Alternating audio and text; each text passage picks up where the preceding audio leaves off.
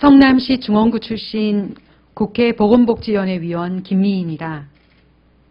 지난 2월 26일 숨진 채 발견된 송파구 세 모녀의 자살 사건은 우리나라의 사회보장 제도가 국민의 사회 안전망으로서 제대로 작동하지 못하고 있음을 여실히 보여주고 있었습니다. 그리고 이 사건은 사회 안전망 제도의 부실이 특히 여성의 삶을 참혹하게 무너뜨릴 수 있다는 사실을 반증하고 있습니다. 박근혜 정부는 OECD 최악의 수준인 복지정책을 개선하기는커녕 공약 파기를 통해 사회 안전망을 더욱 후퇴시키고 있습니다.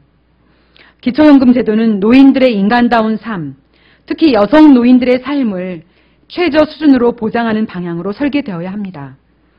여성 노인들의 빈곤율은 남성보다 높습니다. 한국보건사회연구원이 지난해 말에 공개한 여성 노인의 생활 실태와 빈곤 해소 방안 보고서를 보면 2011년 현재 여성 노인의 빈곤율은 45.9%로 남성 노인보다 5% 이상 높습니다. 그렇기 때문에 국민연금이나 기초노령연금은 여성 노인들을 나락으로 빠뜨리지 않게 하기 위한 최후의 보루로 작용해 왔습니다. 박근혜 정부는 현행 제도보다 오히려 후퇴된 국민연금과 기초연금 연계안을 통과시키려 하고 있습니다. 이는 공약 파기를 넘어서서 여성 노인의 삶을 더욱 파괴시키는 행위입니다. 박근혜 정부는 후보 시절 임신과 육아 부담 완화를 위한 종합 육아 서비스 지원 체계를 마련하여 보육 문제를 해결하겠다고 공약했습니다. 산모들이 건강한 아이를 낳을 수 있도록 임신에서 출산에 이르기까지의 지원은 물론 기저귀, 분유값 등 양육비 부담을 줄여줄 수 있는 지원 방안을 마련하겠다고 공약했습니다.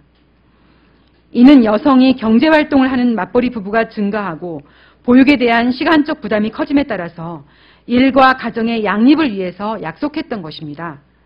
그러나 이 약속 역시 마찬가지로 지방정부의 책임을 떠넘기거나 미미한 예산 편성으로 허무하게 사라져가고 있습니다. 육아휴직제도의 보편적 확대를 위한 구체적 노력이 시급합니다.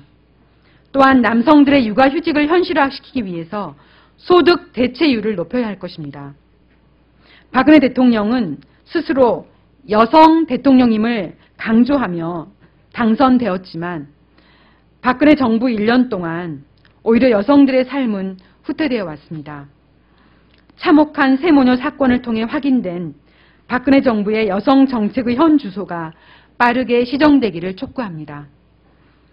여성 빈곤을 근본적으로 해결하는 것이 바로 입법부의 역할이라고 생각합니다.